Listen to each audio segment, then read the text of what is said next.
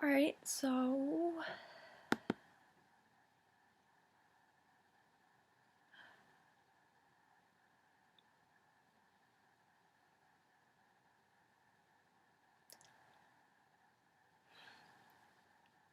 I know my video says that today is World Suicide Prevention Day, and that's because I made the video yesterday. And it's taken me that long to figure out how to make tiny little clips and put them together and not make them individual movies, and it's just been a nightmare, but now I know how to use my program, so I guess there's some good in that.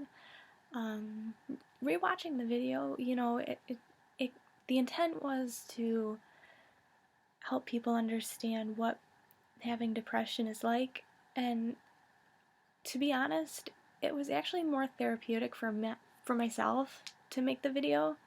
So I hope that, someone is able to relate and just know that they're not alone in the way they feel, and that, and a lot of the things I talked about too, like, I know there's a whole lot of chemicals. I'm a psych major. I mean, it's not a really great major or anything like that, but I study the brain a lot, and so I know all the chemicals and stuff. If anyone wants like a serious chemical breakdown, I'll be glad to do that because I love chemistry and I love the brain, but it's just a super watered down version of me talking about what is going on, and so yeah, that's it, I guess. Here we go.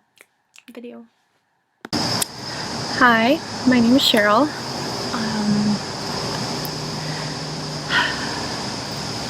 Hi. Oh, this is so hard to start.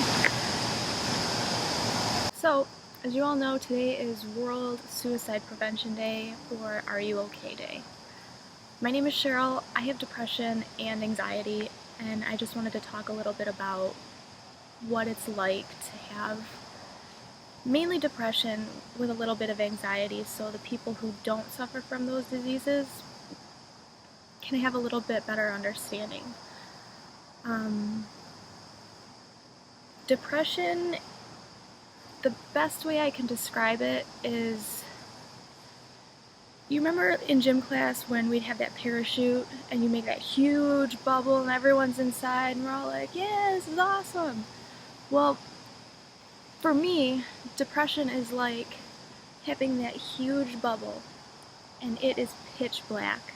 It's opaque, no light can get through whatsoever, and I'm trapped. No matter what I do, no matter what I think, I can't get out of that bubble. And after a while, you stop wanting to try. So with that chemical mixture and everything going on in your brain, if you're missing a chemical, there's no humanly possible way that you can make a reaction happen. So people with depression, they don't have that chemical to keep them from that dark place. Just like someone with diabetes, they don't have insulin. People who are lactose intolerant, they don't have lactase, so they can't break down the lactose and it makes them sick. Those are two diseases we are totally okay with because of a deficiency of something in the human body. Depression is the same way. I don't have the chemicals in my brain to help me make it through the day, to help me feel capable, worthwhile, loved, supported. It's like a demon in my mind. I want to say I was probably 7 years old when I first felt my feelings of not being capable, of being worthless, of being not wanted, all of those things. I didn't know what to make of them, so I just thought, that's how everyone feels. And looking around me, I thought, everyone else seems to be doing fine. Why can't I be fine? Why do I feel like I could cry right now? And there's nothing that happened. We're just sitting here in class, and there's nothing going on. We're singing a song about, fucking 50 nifty United States, whatever.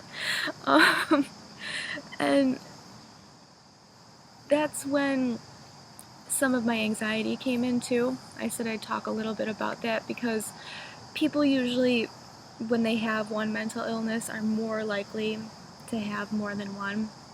And mine happens to be anxiety. And I know that started when I was very, very, very young. I want to say I was probably 4 in preschool when I started feeling that. And it's a type of social anxiety where talking to people makes my heart feel like the Kool-Aid man just wants to kick through my chest, and like someone has a grasp on my neck and I can't breathe. And all I want to do is say, "Hey, do you want to play?" That's that's all I want to say, and there's nothing wrong with that, but I was having such strong physiological effects to just that thought of doing that. And like I said, I thought everyone else felt that way, but they could still do it. Why can't I? And I think that's what led into my depression, was feeling like I can't deal with these thoughts and these emotions or anything of that nature. So when I was about 23 is when I first took my first psychology class, and I know this sounds really stupid, but we were learning a PowerPoint slide about anxiety, and they listed all the symptoms of it. And I was like, "You're not supposed to feel that way? That's wrong." like like I can do something about how that feels. And then the next slides were about depression. And boom, boom, boom, boom, boom. I felt all of those. And I was like, holy crap. My whole existence up until that point, I thought I was supposed to be feeling those things. I thought that because of those feelings, I was so many negative things when I was not. I was growing up, I was in so many activities and I wanted to be the best at everything I did. I was first chair trumpet for a very long time, and my anxiety played so hard into that I couldn't do my solos. I was a wonderful trumpet player. I took lessons once a week. I practiced every single day. I loved my trumpet. I still do to this day. And when I felt that transition into, okay, my solo's gonna be coming up in 8 bars. Sorry, I keep swatting because there's bugs everywhere, but I don't care. When I felt, those 8 bars right before my solo was gonna start, I'd feel that choking and my heart would start kicking my chest and I couldn't breathe. And as a trumpet player, you can't just go, you need a full force lungs, and if you're gonna be a solo, you need to soar above all of that music and play beautifully. And I would choke. I would play those first couple notes and start to because I would chatter and shake because of my anxiety. And there were some concerts where I would just stop in the middle and I would cry. And on the outside, it probably looked like I was crying because I couldn't play it, which isn't true. I could play it. I didn't even have to look at the music, I could play it. And the reason I cried was because I was so overwhelmed with all of those physical feelings. And it stopped me from doing something I loved. I mean, God bless my band teacher. She kept me, in first chair for most of my career in band, from 6th grade to 12th grade, because she saw something in me that I didn't necessarily see. And those experiences were definitely things that play into what I did to get better. I joined the university band, and I asked if I could play the solos, and I did. And I FaceTimed my parents into them, and it was the most wonderful feeling in the world to be able to play, what was it? It was Angel of Music from Phantom of the Opera. I got to play a 16-bar solo of that, and it was beautiful and it was wonderful, and I didn't feel the anxiety because I was seeking treatment at that time.